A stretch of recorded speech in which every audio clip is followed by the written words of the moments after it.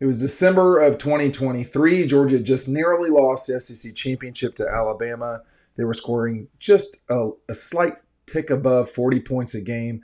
Mike Bobo was a Frank Broyles finalist for Offensive Coach of the Year, Assistant Coach of the Year in college football. And somewhere between then and the 2024 season, something happened that people were unaware of until today. And that is that Georgia signed an extension with Mike Bobo for one more year. He has a 3-year contract. They signed an extension in the offseason at some point. I'm not quite sure when. That's all according to Mark Weiser over at the Athens Banner-Herald, whose article I'm going to put up on the screen right now. This is why I don't put other people up on the screen.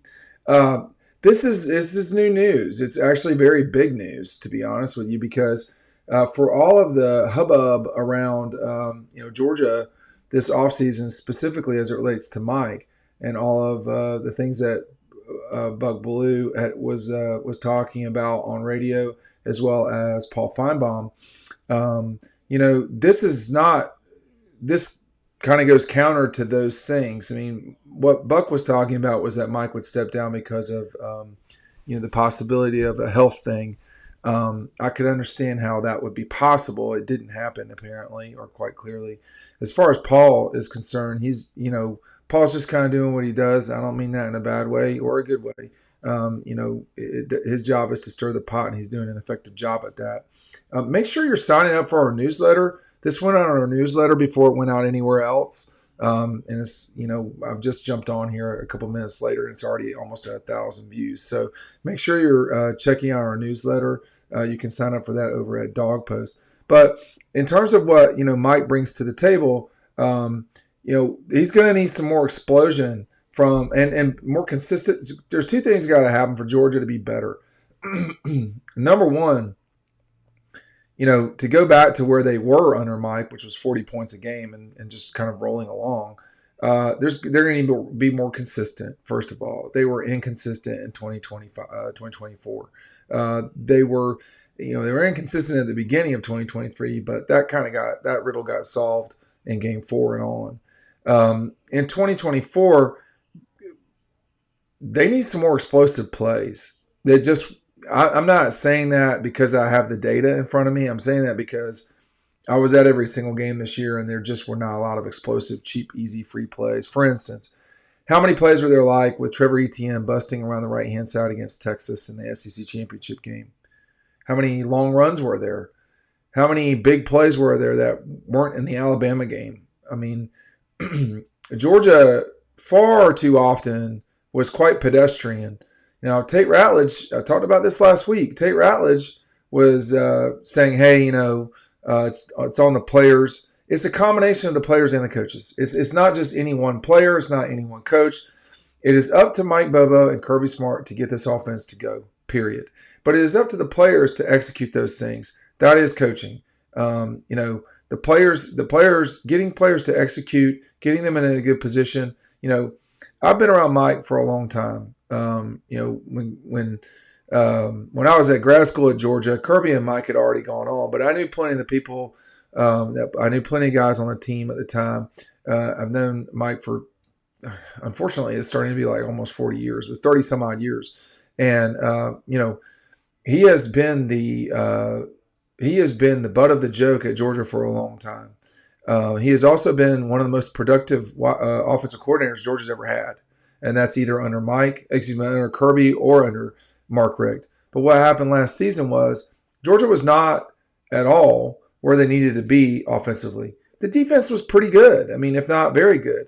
Everything took a step back last year, period.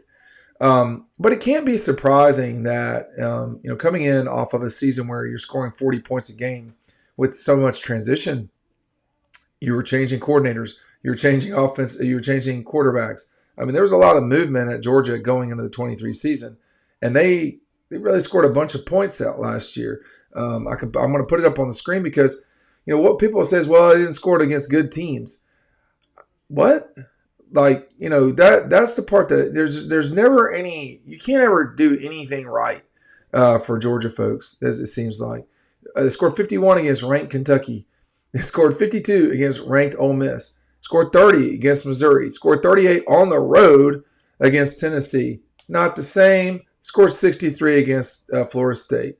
I mean, that's a lot of points. 37 on the road against Vanderbilt. 43 against the Gators. That was some serious, serious production for Georgia in 2023. In 24, it wasn't there. 13 against Kentucky. 34 against Alabama, which is not that bad. Auburn and State, no qualms there. Texas 30, but a lot of that was the defense. 34 against the Gators, not great. The two worst performances came against Mississippi and Notre Dame. There's no scenario where Georgia should ever score 10 points in a game. Not this Georgia. And that's what happened. And so you have 3 times when Georgia scores 13 points or fewer, they win one of those games. I mean, it's just not, that lack of production is not going to work. The rest of the games were okay. They weren't unbelievable. I mean, you're scoring over 30 against Clemson, 48 against Tennessee Tech, 34 against Alabama, 31 against Auburn, 41. Those are great. That's not a problem at all. You scored 30 on the road against the Horns, 34 against Florida. You needed a fourth quarter explosion to do that, but it happened. 31 against Tennessee. If they played like they did against Tennessee all the time, there wouldn't be any complaining. I thought they were okay against Georgia Tech. I didn't think it was anything unbelievable. And then, they really didn't score a lot the last 2 games. They won it 22-19 against Texas, and they lost to Notre Dame. A game, that was a bad game. That was a bad performance for Georgia. That was on the coaches. That was on the players. That was on the red coats. That was on the mascot. It was just not good enough. I am just not good enough at all.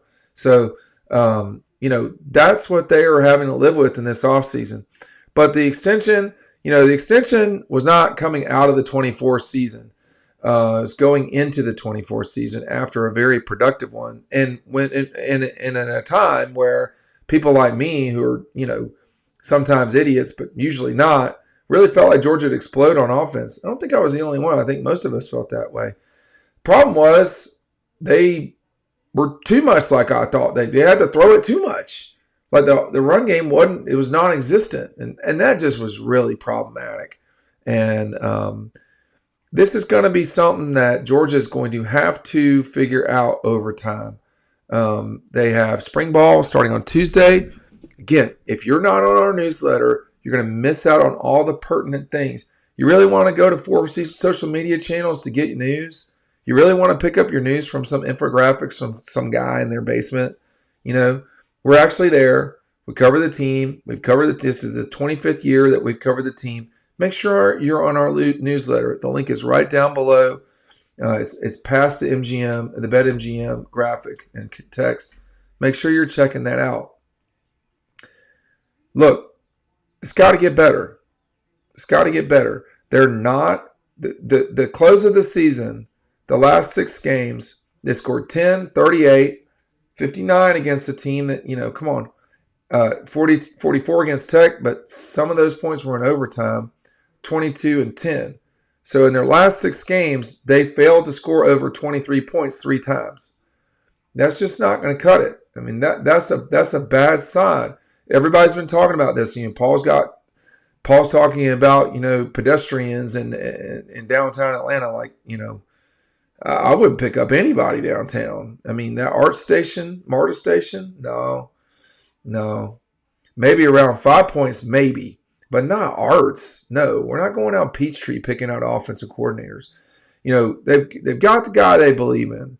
I'm not here to make excuses for Mike Bobo, but I will give explanations for everybody. And the explosion was not there. There was too much in the way of lack of production from the running backs, generally speaking. Trevor Etienne was not nearly what I expected him to be. Not nearly. The offensive line was far too banged up too often. There were just far too many injuries at Georgia. I know the depth is not what it used to be. It's not going to be that way ever again. So Georgia's going to have to adjust. Mike is going to have to adjust. They've got 2 explosive wide receivers that have come into the program. They need guys like Dylan Bell to revert back to the way they were in 2023 and go beyond that and fulfill their potential. Dylan Bell is a Swiss Army knife problem for a lot of offense, for a lot of defenses. He is a complete weapon. He lost confidence last year. I mean, he just did. And we all have seen what he can do, but Georgia's going to need the likes of Dylan Bell to be explosive, and he can be. I've seen what he did to Carolina in 23, what he did in Tennessee in 23, all the things that Dylan Bell is capable of. I mean, the guy could be the real deal, but it's go time. And, a lot of the younger players, tight ends have to be productive as they have been in the past, but the offensive line and the quarterback play has got to improve. And those really are on Mike. Stacy Searle's the offensive line coach, But you're as the offensive coordinator, that is your largest group. It's the offensive line. That play, it's got to get better. Let me just say this.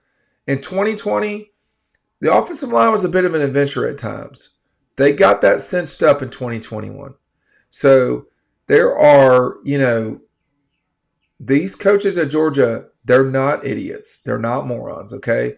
They know what they're doing. They're not without mistakes. They're not without their failures. But they know the challenges and the issues. They had to get explosion, and they did.